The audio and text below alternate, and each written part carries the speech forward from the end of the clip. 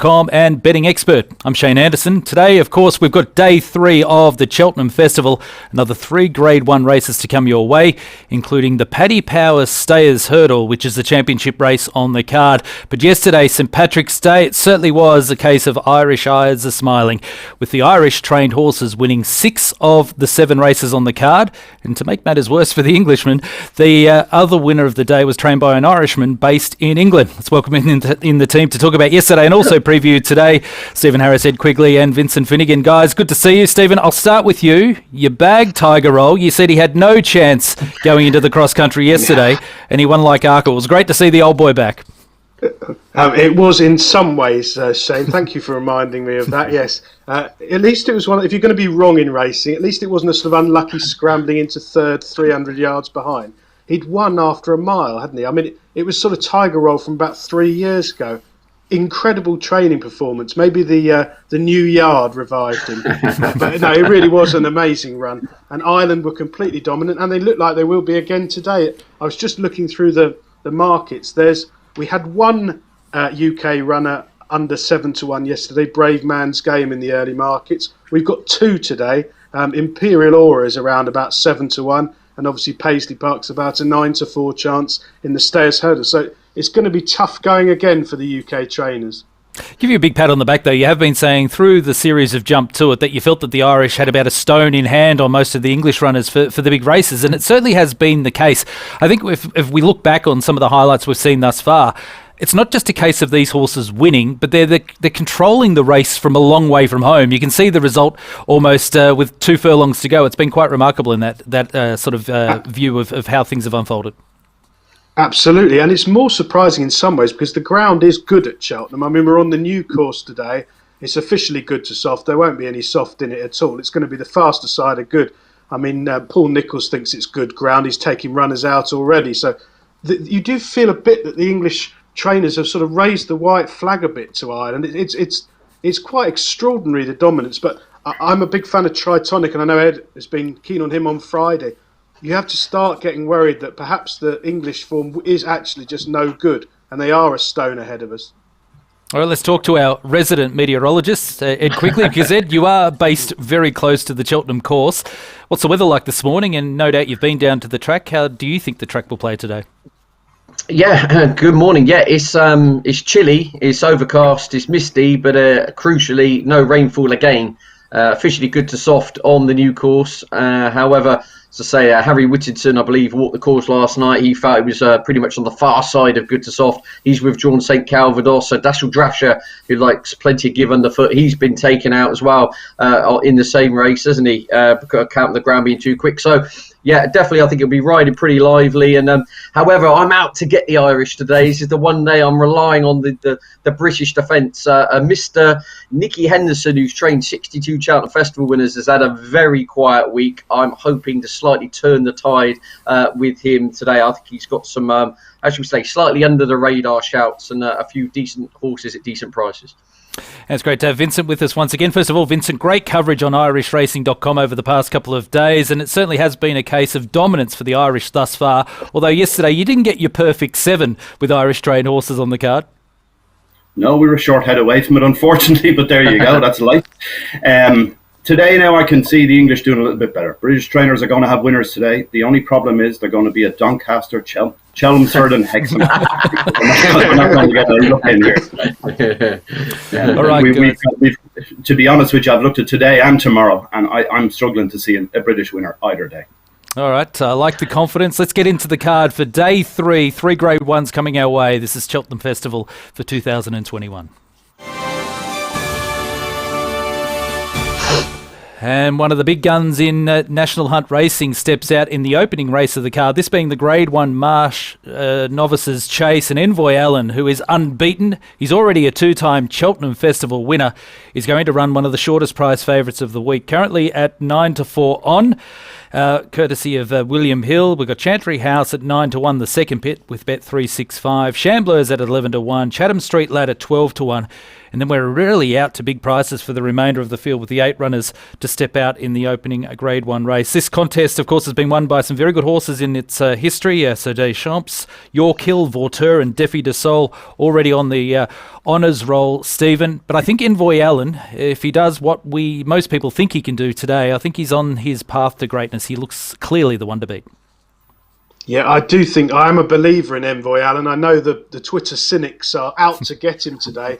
He's got down to his price. He's 9-4 on now. Just a week ago, he was about 11-8 on. So that is a big difference. I don't think it's one of those races where it's easy to find a second in. Chambler will like the ground, but he had a very hard race at Sandown. That might have bottomed him.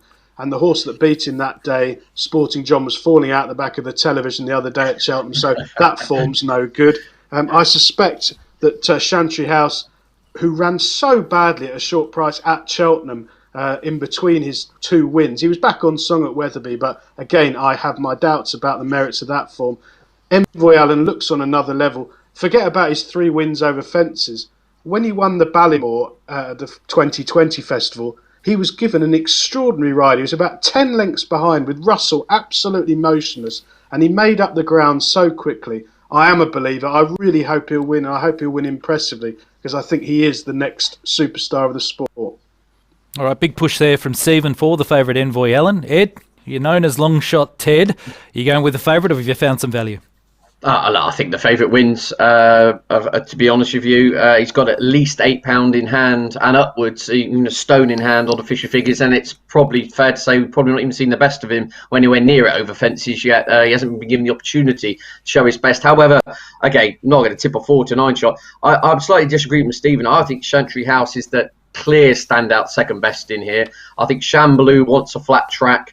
Chatham Street Lab won a handicap, was well beaten since. I think Styrian Forlonge needs to go right-handed. I think Darva Star's lost the plot. To be honest, I think this is a really, really weak race. I think Envoy Allen wins, and I think Chantry House would be the only horse to give him half a race. He had an operation for when his back went, basically. That's when went wrong at Cheltenham 2 starts ago. Yeah, had a back operation, came back at Wetherby, gave weight to a decent horse and a very comfortable beating. But crucially, which I always worry about when horses have had back operations, how did his actual jumping stand up? And for 95% of the fences, he pinged them like an old hand. So we know he handles the track pretty well. You know, he's won here before. He was 3rd in the Supreme last year. I think Envoy Allen wins. I think Chantry House follows him home. And I think the rest are racing the ambulance in last. All right, good strategy there. What about you, Vincent? Are you team Envoy Allen? Oh, sure. How could you not be at this stage? This is one serious horse. Basically, after today, I think we're going to be getting to the stage of Arkle with this guy. He's looking like he is the real deal. When I grew up as a child, all I ever heard about was Arkle. Never saw the horse race, but all I could ever hear from my father was Arkle this, Arkle that. There wasn't a town in Ireland that didn't have a pub named the Arkle Bar. I can see if the pub's ever open here again, hopefully there'll be a few Envoy Allen bars we can all go into.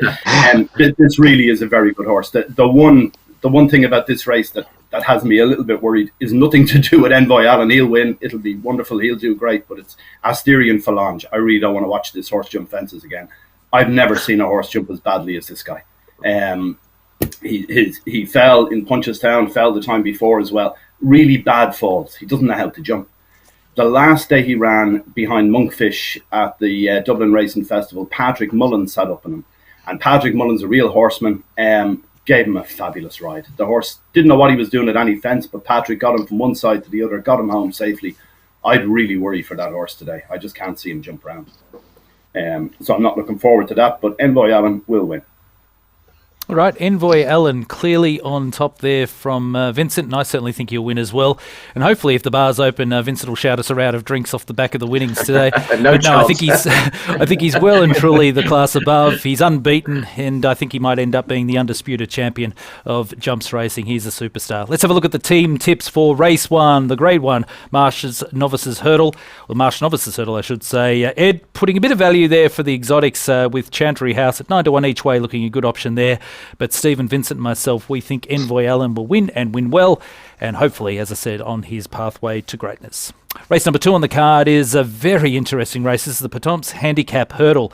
22 runners facing the starter here for this contest over 2 miles and 8 furlongs. It's been won by many good horses, including Cider Burley for the past 2 years, who runs in the Grade 1 Paddy Power Stayers Hurdle a little later. Imperial Alcazar at 5-1, the market leader, ahead of the Boss's Oscar at 6-1. Champagne Platinum at 13-2. Milliner at 8-1. Then we get out to 10-1 or bigger for the remainder of the field. I love this race, Stephen. Of course, it's a series of 21 races throughout the National Hunt race season, and we get the final here at Cheltenham, and it's a fantastic contest. Yeah, this is a really wide open puzzle for punters. It's at least 6-1 the field. I was strong on the Boss's Oscar. He has shortened up a bit in the last couple of weeks. He's around about a 6-1 chance now. I think he's the form choice, and I really like the fact that there's a £7 claimer booked to ease the burden of 11 stone 12. He's sure to go well. He's a thorough stayer. He's run 7 times over hurdles, winning twice. There's more to come. They've laid him out for this race. He's fresh enough. He's only had 3 runs this winter. I think he's open to a bit of improvement on decent ground. If he has a clean run round, he'll go close. The one I like at a bigger price, and I have backed myself, Everglow, is 33-1. Look for a bookmaker offering 5, 6, even more places. It tilts things in your favour. We've been about that all week. Philip Hobbs, again, a yard that was out of form. Everglow was running at a time. He was inexperienced. He pulled hard. He didn't jump fluent in his early days, but they've always said he wants good ground. He was a mega eye catcher behind the front-running Bushy Park at Haydock last time. Never really put in the race, but making up ground up the straight. I think he's miles overpriced. I think he's about a 16 chance. You're getting 33. If you can find 6 places, he's a terrific each-way bet against the front of the market. All right, a couple of options there from Stephen. What are you doing, Ed? A similar theme to my day in the Seven Barrows team. Champagne Platinum has been one of my big anti-post handicap fancies of the week, and I just think this horse, obviously the famous green and gold of JP Manis, won this the last 2 years, and this horse has clearly been laid out for this. We touched upon this on the previous show. It was given a very patient ride in order to qualify for this contest up at Haydock last time out and finishing second. Got the job done, booked his ticket to this race. He's off 139. He's unexposed. The headgear goes back on, which is crucial. Drying ground will suit. And I mean, let's not forget, go back a couple of years ago, this horse was around 8-1 to win a Supreme Novice Hurdle when he got ruled out through injury at the 11th hour. I think he's got a touch of class. Now, I'd just be shocked if he's not better than a BHA mark of 139. I generally think that, his whole season has been campaigned around this. Familiar kind of owners and connections in regards to trying to get the job done in this contest. Again, look out for your concessions. Some bookmakers are even attempting to go 6 or 7 places in this. Keep your eyes out. They're tripping over each other to give away extra places, it appears to seem, in some of these Cheltenham handicaps. And he's around the 7-1 mark. Said it was Zanza yesterday until unfortunately he got brought down just as he was creeping into it. But with a clear round, I'll be shocked if he's out the 5, but that way. So, yeah, Champagne Platinum's a solid. I've had a substantial each way bet on him. Hopefully you're popping some corks after the race. What are you doing, Vincent? Shane, that broke up there a second. Can you hear me? Yeah, we've got you back. Which way are you going in the Pertemps? Picked a horse yesterday morning for this, which was 20-1. It's in now to 7 and 8-1. Milliner, right down the very bottom horse on the card. This horse ran over 2.5 miles in Navan back in January behind a horse called Damalis, which was a really thrown-in McManus horse in a handicap over 2.5. But Milliner, the trip was too short, but stayed on really nicely that day. Then it ran in a qualifier the last day, where surprisingly for Rachel Blackmore, she hit the front. She'll have a change of tactic today. It's got 10 stone 1 in its back. It looks very well treated. It was a 1-2-1 in Ireland. Normally the Irish horses go up quite a bit when they go across to the UK. This is only a 1-2-3 today, £2 higher. I think you'll see different tactics. She'll hold on to it a bit longer. It'll definitely be involved. There's a case for saying if you're into these funny little bets, you could go for the husband and wife one here, Milliner and Mrs. Milliner for the forecast. But again, I think it'll be an Irish win. All right, Milliner on top there at the each way from Vincent. Of course, jockey Rachel Blackmore in fantastic form at Cheltenham thus far. I'm quite keen on Come On Teddy in this at the each way, getting around that sort of 10-1 mark. I think at the weights, And the 3-1s this campaign looks well and truly prime for this, and I'm quite keen on Come On Teddy here. Let's have a look at the team selections for race number 2 on the card. Ed with Champagne Platinum, currently getting around 13-2 the win with William Hill. The boss is Oscar for Stephen at 6-1 the win with Bet365. Milliner from Vincent at 8-1 with Bet365. And as I mentioned, Come On Teddy, from my perspective of the each way, 10-1 with William Hill at the moment. Let's move on to race number 3 on the card, another Grade 1 contest. This is the Ryanair Chase. It's a race that carries the most prize money on the card for day 3. And the defending champion, Min, at 5-1 with Skybet is the market leader. Aloho at 6-1 with Paddy Power. Faca de Ordres at 7-1. And Imperial Aura at 15-2, next best currently with Paddy Power. Fantastic race each and every year, Stephen. The Ryanair, of course, run over 2 miles and 4.5 furlongs. Min, who's the defending champion, he's an old boy, but he's certainly in very good form. What are you doing in the race? I'm really strong on Melon here. I know he's a horse that not everyone particularly likes. He's got lots of seconds on his dance card. He's finished second 7 times from 23 starts. But I don't really think there's much wrong with his attitude. He's a really strong traveller who jumps superbly. And I think the key here is his 2 runs before last time in Ireland were both extremely promising and high level, with his run in the Savills Chase against A Plus Tard. I think the standout piece of form in this race. Now, last time in Ireland, in the Gold Cup over there, he was dropped out last. They tried to change tactics over 3 miles and it didn't work. He went back to fiddling his fences and never got involved. He wasn't disgraced beating 9 lengths, but you'll see him in a different light today.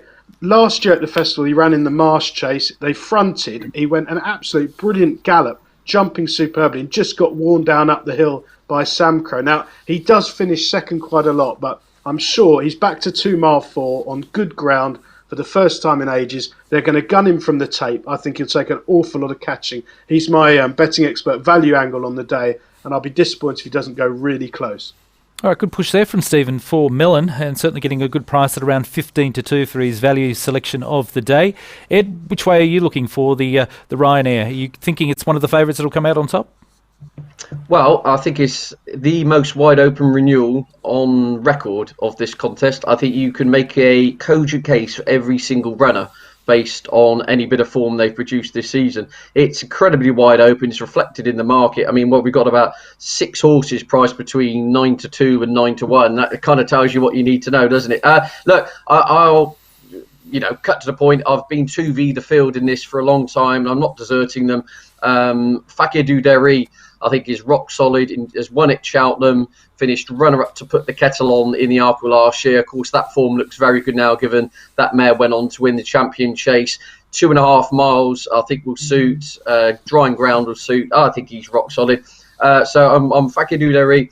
But out of the 2, my slight favourite ahead of him would be Mr. Fisher. Again, another Nicky Henderson horse, but crucially, conditions have really come in this horse's favour. They've always been harping on about how he wants some decent ground. He's had to tough it out in soft throughout the winter. Nonetheless, he won the rescheduled Peterborough Chase in very tacky ground, in really good style. I mean, he gave a thumping to Clondall Castle. That horse has come out and won a handicap off a huge weight. He beat Kalashnikov as well. That horse went on to be beaten only 3 lengths in the Denman Chase. I think he's a really good horse. He's winner at this track, over course and distance, ground in his favour. He's 8-1. I think he's rock solid each way value. But nonetheless, I'm talking to my pocket. I've backed 2 win only. That is Mr. Fisher and Fakir Duderi. But I think it is wide open, and it's a wonderful contest. All right, thanks, Ed. Vincent, when we talk about great trainers, Willie Mullins is at the top of the tree. He's won this race 3 times in the past decade. He's got 4 runners lining up this year. Are you siding with Willie?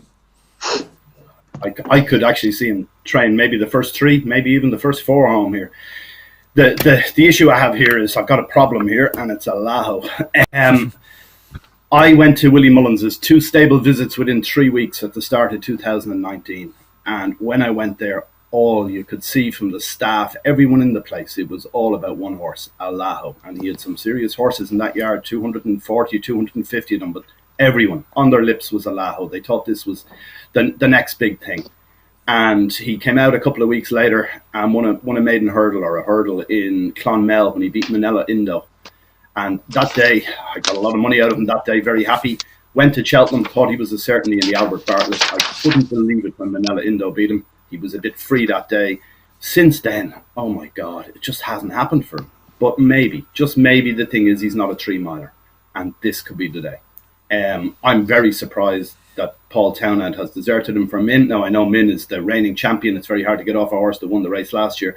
But I'm surprised from what I've seen in Willie Mullins, what I've seen with all the guys down there. They all think this is a special horse. Maybe they've just lost the faith, but he is only 7. And you've got Rachel Blackmore on board. So we saw what happened in the bumper yesterday. I really personally think that Rachel outrode Paul yesterday. I can see the same happening here. This Alaho will be very, very hard to beat. You make a very good case for Alaho there, and certainly at around that 5-1 mark looks a great option. Look, I've settled on Min. He is the defending champion. We haven't seen a 10-year-old win the Ryanair since Alberta's run back in 2011, but I just think if he runs anywhere near his best form, it is the benchmark form in this race. And for that reason, I think if you're getting that 9-2 to 5-1 mark, he's a pretty solid and pretty safe each-way option in the Ryanair. Let's recap the team selections for race number 3 on the card. Ed with Mr. Fisher, 8-1, the win with Bet365. Stephen making a strong case for Mellon, a 15-2, again with Bet365. Alaho from Vincent, 6-1, currently with Paddy Power.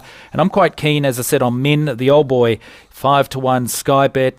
Go the win, or if you want to play each way with him at that price, you certainly, I think, get a very safe run for your money there in the Ryanair, the richest race on the card, race number 3. As we've mentioned on Jump To It over the past couple of days, make sure you head to bettingexpert.com and sign up for the Predictor competition. We've got great prizes being run for each day. All you need to do is put forward a selection in each of the races on the card. We've got £500 as the winning prize to the person who comes out on top for the selections on the day. And of course, if you're the overall winner of the competition throughout the week, an additional £500 coming your way. It's free to enter. Head to bettingexpert.com for the Predictor competition.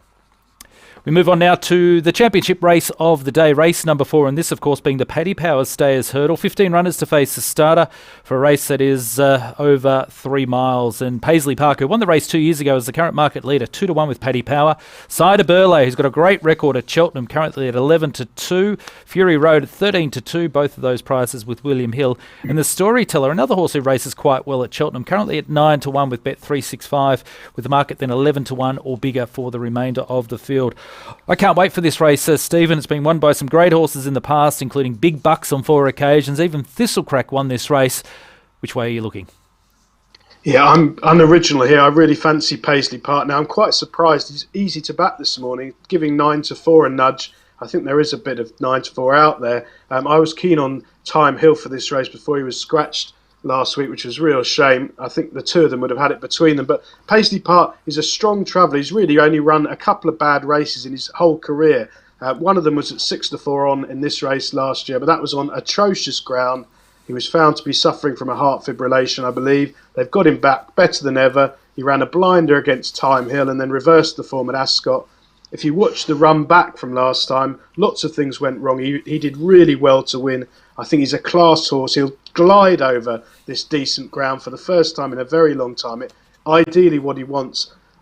All the sort of middle pin horses like Vindication, I think have now got a lot to prove. Vindication, likely to jump right, was found to be lame after falling at Newbury. That one's had problems. Sam Spinner looks a gone horse. Lisnacar Oscar, who won it last year at a huge price.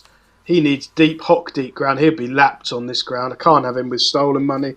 So perhaps it'll be left to the Cheltenham specialist, Cider Burley, to throw up a chance. He's got a terrific record at Cheltenham, sure to run well, been laid out for the race fresh, and he looks perhaps the danger now. But I think Paisley Park, 9-4, getting to a very fair price. Yeah, I tend to agree with you there. We'll talk more about that shortly. Ed, what are you doing? Well, originally Stephen, I was a massive Time Hill fan, anti-post, so my strong convictions perhaps are not quite there anymore. But I think from a value perspective, I think Cider Burley, given his Cheltenham Festival record, cannot be ruled out. I mean, it's worth touching upon one of the absolute monumental gambles of the week, isn't it? In the fact we've now got time of recording, Fury Road is into as short as 4-1 now. About 3 days ago, you could have backed him at 16s. Really, really well supported. And I mean, personally, I think he'd need ground a lot softer, but perhaps people are latching onto that monkfish form from last year's Albert Bartlett. So essentially, as a value call, I like Paisley Park, but my only worry about him is, I said, he's a 9-year-old. He's one of those horses that whenever he runs, the kitchen sink seems to go into things. And I just wonder, there's only so many times you can keep going back to the well of a horse of that nature, but it does look a potential opportunity for him. So I'm side of Burley for the value angle, given his course form. And then, I mean, there's every opportunity. I have lost my marbles, which I do get reminded on by my wife on many occasions, but I've back one here at a huge price. Reserve Tank. Look out, I believe there's a couple of firms going 5 places each way. This horse has had all sorts of injury issues. However, he's a 2-time Grade 1 winner. That can't be taken away from him. And both those wins came on the fastest ground he'd encountered, back at Punchestown and Aintree in 2019. He had a prep run at Fontwell recently on very bad ground. He made some late headway that day over 2.5. They rolled the dice here over 3 miles. And to be honest with you, I think outside the top 2, I think you can throw a blanket over 7 or 8 of these. He's around the 66 to 1 mark. If he finished 5th, you're getting 14 to 1 a place. That would be my kind of angle in there. I would not be disappointed. So, yeah, I'm side of Burley for the win purposes and Reserve Tank for a cheeky each way. If he does win, then I might not be able to join you for this show tomorrow. If so, it'll be from somewhere in the Seychelles. I look forward to trying to track you down with a satellite vision somewhere in the world if he does win. But you have been Team Tizard throughout the build-up to Cheltenham, so good to see that you found one at a massive price to continue that run. What are you doing, Vincent, for the big race of the day? I'm a bit worried about Ed now if he's on his reserve tank and we're only on the start of the 3rd day. I agree about one thing. I can't see Fury Road. I know there's a huge gamble in it, and the Denise Foster horses are flying, but it needs soft ground. I wouldn't fancy that horse at all. He's a cracking horse, but just not today. I don't think if this ground is going to come up as firm as they're saying it may do. The same yard, I fancy the Storyteller. This is probably my favourite horse in training, I'd say. Never runs a bad race. I think you could run him anywhere. You could run him in a Melbourne Cup. You could run him in any race and he'd be bang there. He just gives his heart out every single day. And he's got a guy on his back who is a real asset, Keith Donoghue. Keith Donoghue, in fact, I suppose if you start to think about Gordon Elliott and all the things that went wrong for Gordon recently, you got to take the bigger picture with Gordon. Gordon has taken in waifs and strays such as Keith Donoghue, and look what he's turned them into. Keith Donoghue was given up a long time ago. He can't do the weight. He can't even do, I don't even think he can do 11.7. He's a guy towards the top of the mark of 12 stones most of the time and has to struggle to get his weight down. But Gordon kept the faith with him, has kept him on a lot of these horses. You saw Tiger Roll yesterday. This horse, Keith Donoghue, has won them 6 times already. I think he'll run a big race at a nice, juicy each-way price because it's a difficult race. Paisley Park will probably win, I suppose. But I don't like a horse that has a flat spot in races. I find it very difficult to back any of them. Your heart's in your mouth wondering when the flat spot's going to come and will they ever come out of it. So I think the Storyteller, he'll give you a run for your money. He will be there at the finish. He won't be out of the first 4 or 5. Certainly if there's someone betting 5 places here, Storyteller's immoral to be in that. It's a great push for the Storyteller, and I tend to agree with what you said about Keith Donoghue. His ride yesterday on Tiger Roll was outstanding, and it's great to see him getting the opportunity here in one of the big races of the week. From my perspective, I'm with Paisley Park. I just think his best form is the best form in the race, and there's nothing wrong with the way that he's been ticking over this preparation. He was terrific when winning last time out, and at 9-4, I think that is a more than fair price for a horse with his record. Let's recap the team selections for the 4th race, the Group 1 or the Grade 1 Paddy Power Stayers Hurdle. Ed with a big long shot there. Reserve Tank currently can get 80 to 1 each way with Paddy Power.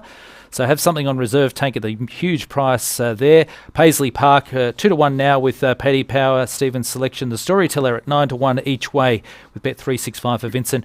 And again, as I mentioned, Paisley Park from my perspective 2 to 1 with Paddy Power certainly looks an attractive bet. Race number 5 on the card, guys. 22 runners line up here for the Paddy Power Plate. A Handicap Chase run over 2 miles, 4.5 furlongs, and the Shunter is the market leader currently at 15 to 4 with Paddy Power. The sponsors race. Farclar at 6 to 1 with Boyle Sports. Caribbean Boys currently 9 to 1 with Bet365. A Wave of the Sea at 10 to 1 with Bet Victor.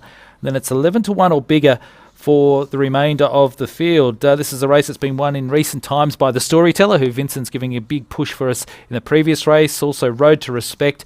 Stephen, it is a race that can often produce a horse that goes on to bigger and better things. Who do you like in this year's renewal?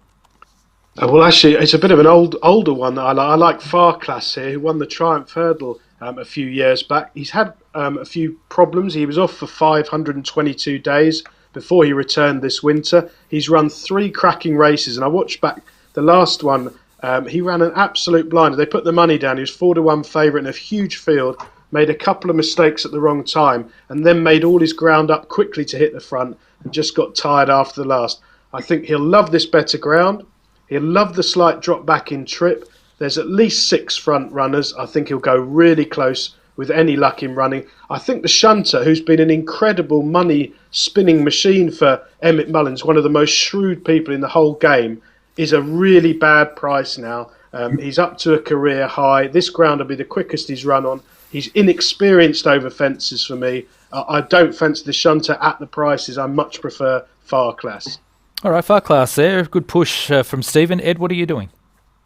I'm very keen on Caribbean Boy here. I think he's rock solid still at around the 9-1 mark. If you rewind the clock to his seasonal reappearance in a Grade 2 at Newbury, he convincingly saw off Lost in Translation, Fiddler on the Roof for the Colin Tizard team. Of course, we saw that horse follow home Monkfish in the Grade 1 yesterday. Then we look back at Getaway Trump was well beaten in the third. That horse has since come out and won a handicap on the bridle. He's disappointed subsequently since, however, on very deep winter ground. Nonetheless, the form doesn't actually look that bad, does he? He was third to Dashel Drasher at Ascot. That horse has since gone on to land the Grade 1 as well. Whichever way you look, his form stacks up pretty well. He's in the handicap company. He's got good ground again, and he steps back up in trip to 2.5 miles. He didn't enjoy 2 miles on heavy at Sandown last time out. I think he's a really, really solid player here, around the 9-1 mark. Again, I keep saying it, but if he jumps around, I'll be very disappointed if he's out the 4. All right. Good each way option there from Ed's. Vincent, your thoughts going into this race? Are you with the favourite, the shunter? Yeah, very much so, I think. Now, look, you can pick holes in his form, but I think at this stage you've got to go with the Emmett Mullins factor. This guy he's making some waves over here and in the UK with some of the horses. This one, they got 60 days for not trying with it back in July in Tipperary. Emmett was fined $6,000. Since then, the horse has gone on to win 4 of his next 6 races. I think he looks reasonably well treated if you take his second last run at Leopardstown in a handicap chase. He wasn't beaten very far. In that, he's only £3 higher here. They're picking Jordan Gainford to claim 7 off him. Very inexperienced rider, but a talent at the same time. If things go right for him, he'll be thereabouts, but he's not really a betting proposition at this stage. His price is just a little bit too short. All right, the favourite on top, though, from Vincent. Look, I think there's a forgotten horse in this race, and that's Old Grange Wood. I know he's a 10-year-old, but he races so well at Cheltenham. In fact, he ran 4th in this race 12 months ago. And forgive him for what happened last time out. His 2 runs prior to that, I think, were right on song for him to run a big race. And if you're getting around the 20 to 25 to 1 mark as an each-way option in the Paddy Power Plate, I think that just might be a good way to go, particularly for those firms that are betting each way back to, say, 5, 6, 7 places on the card. All right, let's have a look at the team selections for the Paddy Power Plate. Ed with Caribbean Boy at 9-1, courtesy of 888. Farclas on top from Stephen. You can get 6-1 with Boyle Sports. Vincent with the shunter, the favourite, 15-4 with Paddy Power. And as I mentioned, Old Grange Wood appeals to me at the each way, 25-1, courtesy of our friends at Bet365.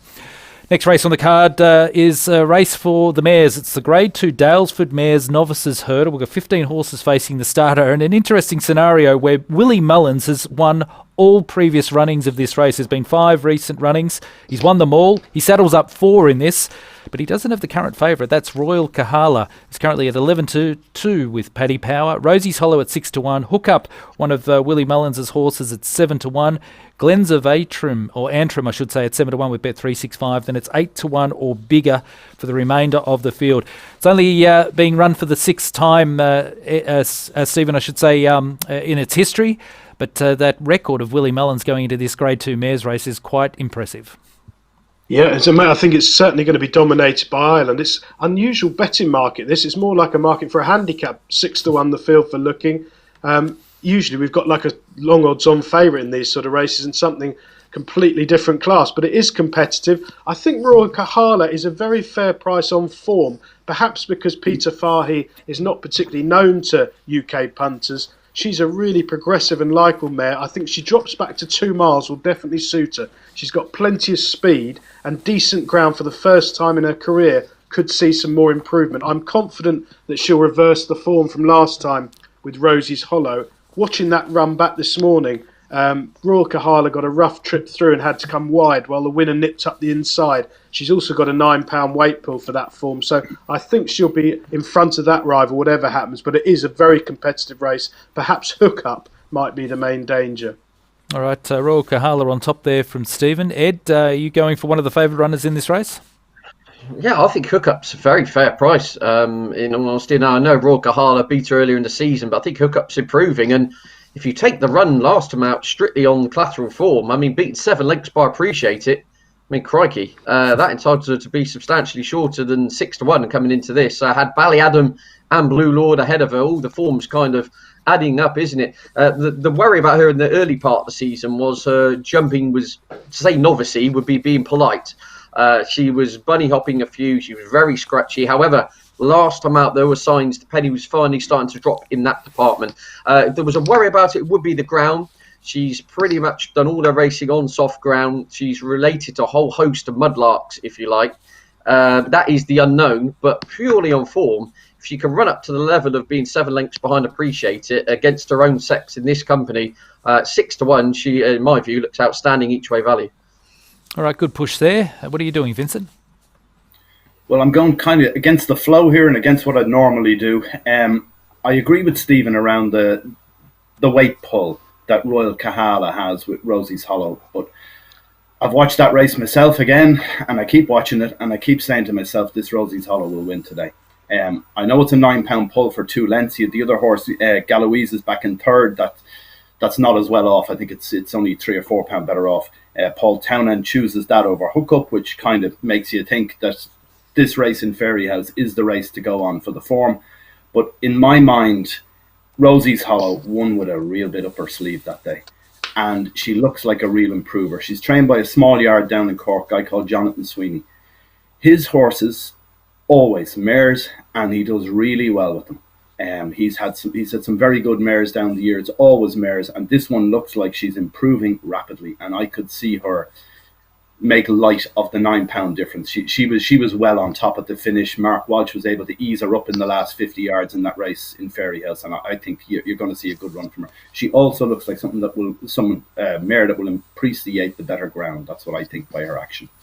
All right, Rosie's Hollow on top from Vincent. I agree with Stephen in this race. I've got Royal Kahala on top. I think she looks a tremendous option going into this, particularly with the weight swing, and she might be able to end the run of Willie Mullins. But I suppose if you do want to stick with Willie Mullins, who's won all 5 previous runnings of this race, he's got 4 runners.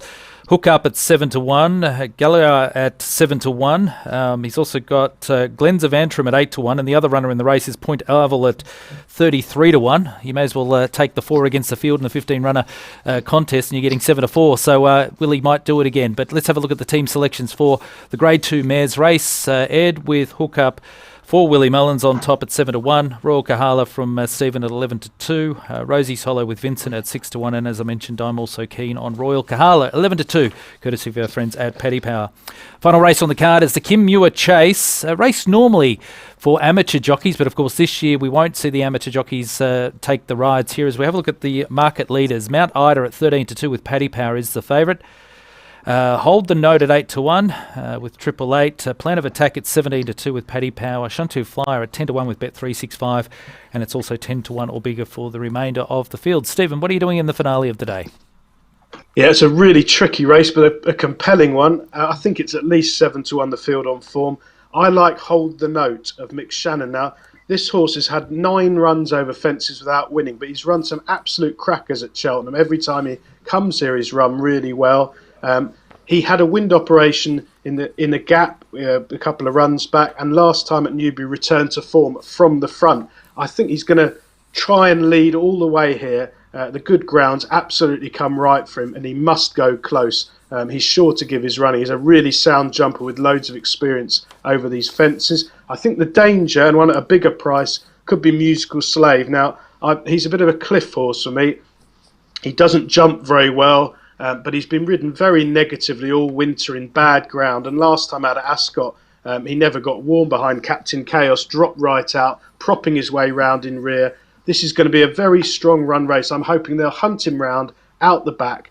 The pace will collapse perhaps, and he'll come through late up the hill to reward each way support. But I do think that Hold the Note is the form choice and should go really close. All right, Hold the Note on top there from Stephen. Ed, big field, big way to finish the day. It certainly looks one of the toughest races on the card. Yeah, absolutely. Ultra competitive, as you would expect. I've gone 2V the field here. Morning Vicar for Nicky Henderson, Nico de Boinville, my kind of tried and tested route for this day's punting. But this horse, all his best forms on good. In fact, he's never won on anything slow and a good to soft. Baffles me why they ran him in Limpopo Swamp at Sandown last time out to get him tailed off. Other than the cynical side of me ensured that his handicap mark didn't get smoked, and they got him fit in the process of doing so in order to come into this. I think he'll run a big race on ground that's stride for him. But obviously, going back a few weeks ago, I tipped up one on Jump to It for this, trained by Warren Greatrex, called Bob Marler. I think this horse has got a cracking each way chance in this contest. If you rewind the clock 12 months ago, he finished third in this race off a mark of 140, while they managed to get him in here a year later off a £5 lower mark. The Yard won this race 3 years ago, missed approach. Warren Greatrex excels with his kind of stairs, if you like, over hurdles and over fences. Ground's come in his favour. As I said, he was third last year, he's £5 lower. If he can run to that form, he's got to be playing a part here, and I think he's good each way value. So yeah, Morning Vicar, and from a while ago, Bob Marler, my 2V to field in the finale. Well, two big prices there. So Morning Vic is currently at around that 16-1 mark, and as you mentioned, Bob Marler, I should say, is around that 20 to 25-1 mark. So some nice value options there from your perspective. Vincent, in the finale to the day, what are you doing? Well, to be honest with you, the favourite looks a bit tenuous for me. The Foster horse, I wouldn't be mad into that. I'm looking for maybe an outsider, a bit of value. Storm Control. There's a case for saying there's a tenuous link here to things. We have Rob James, who's currently suspended in Ireland. Obviously, he rode the winner this last year. He also rode Storm Control to win on debut. The horse is twice a course and distance winner in Cheltenham. They were both on soft ground, but the point-to-point was on decent ground. It's also one on good ground. At kind of 16-20-1 could be an each way play. I like the course and distance element anyway. All right, I'm with you. I think get the same sort of scenario going into the final event at around that big price. Storm Control looks a great each way option there. Let's recap the team selections for the final event of the day, the Kim Muir Challenge Cup. Bob Marler on top there from Ed, but he also gave us a good push for Morning Vicar, so you can back both at a big price. Hold the Note from Stephen, currently at around 8-1. Storm Control for both Vincent and myself. You're getting around 16-1 each way in what shapes as being a very wide open race, the finale to the day. Guys, before I get your best bet of the day, there's been some fantastic social media coverage over the past 24 hours or so, because there is a guy out there who has got Envoy Allen running for a massive price. He put on an accumulator bet beginning with Royal Ascot, where he needed Golden Horde and Hello Youmzane to win at Royal Ascot, followed by Shishkin earlier in the week, but he got 4-1 for Shishkin, who started very short. He got 25-1 Bob Ollinger, and of course now he's got Envoy Allen running into the finale. Now he's got out on social media this morning and said he's done a deal with Betfair. He's cashing out. If Envoy Allen wins, I think he's taking away about £300,000. And he's also got an option if the field wins, where it's around £250,000. But what a remarkable bet, Stephen, to land something like that, or at least get the first four home so far from an event like Cheltenham. Yeah, it's real life changer, isn't it? And he's done the right thing, I think. He's made sure he's going to get something. He only laid out a fiver. You couldn't have the chance to get 200 grand or so or more, I think. He's done the right thing, and he's still got Envoy Allen winning. Let's hope he wins for him and wins impressively. Yeah, it's an amazing story. All right, Stephen, your best for the day? It's Melon for me. Make all the running, jump them into the ground. I will be taking out a bit of insurance in running, trying to have the odds bet on, I think, because he does finish second a lot. At a bigger price, Everglow in the 155, each way, 33-1. All right, good luck today. Ed, what are you doing from the best perspective? Yeah, well, I've permed up a lot of the Nicky Henderson runners to start the fight back against the Irish, if you like. But my best bet would be Champagne Platinum in the Pertemps final, and a double figure price, Caribbean Boy for the same yard in the plate. I've done each way double as well. All right, good luck to you. And Vincent, you've been in great form throughout the week thus far. What are you doing on day 3 as your nap of the day? Well, I was thinking, for me, it's 3 each way doubles and an each way treble. Alaho, the Storyteller, and Rosie's Hollow. I think the 3 of them will all go well. So hopefully you'll get a run for your money if you do something similar to that. Well, the Irish have been dominating. They may just do it again today. Good luck to all 3 of you, and I'll see you tomorrow here on Jump To It. Hope you've enjoyed today's edition as we preview day 3 of the Cheltenham Festival. It's set to be a fantastic day of racing. Of course, head to irishracing.com for all the latest news, cards, betting options and tips. Vincent and the team do a fantastic job keeping everyone up to speed. And of course, go to bettingexpert.com. Stephen Harris has his daily best and value bet. And of course, he's got a lot of coverage around the Cheltenham Festival, which you'll be able to find there. And make sure you sign up to the predictor for day 3. There's still plenty of opportunities for you to walk away with a decent amount of money if you can come out on top with a selection in each of the races at Cheltenham today. Hope you've enjoyed today's edition of Jump To It. We'll see you tomorrow.